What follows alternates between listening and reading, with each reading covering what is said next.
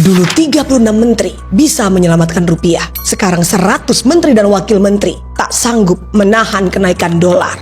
B.J. Habibie, Presiden ketiga Indonesia, hanya membutuhkan 36 menteri untuk menurunkan dolar dari 17.000 menjadi 6.000 selama 17 bulan kepemimpinannya. Sedangkan saat ini kabinet sudah dikeroyok oleh 48 menteri, 10 pejabat setingkat menteri, dan 54 orang wakil menteri. Tetapi nyatanya rupiah malah naik dari 15.000 ke 17.600.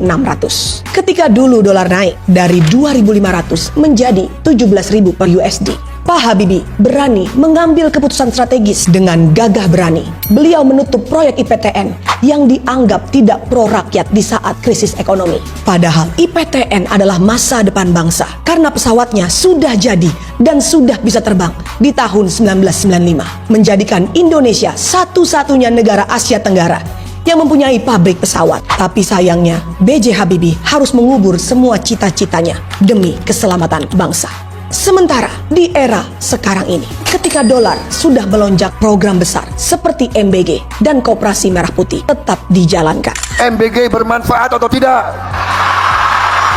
Meskipun menurut Menteri Keuangan saat ini, defisit APBN sudah mencapai 240 triliun.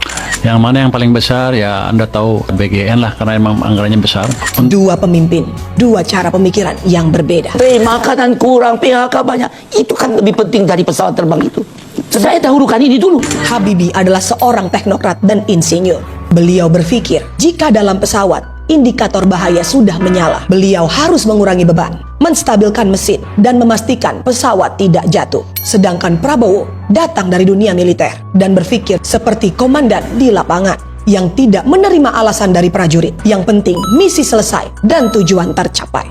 Rakyat sebenarnya tidak peduli berapa jumlah menteri. Jangan sampai rakyat sudah menggaji dan menyediakan fasilitas dan kenyamanan setinggi langit, tetapi kabinet tidak memberikan output apapun. Rakyat sudah cukup menderita.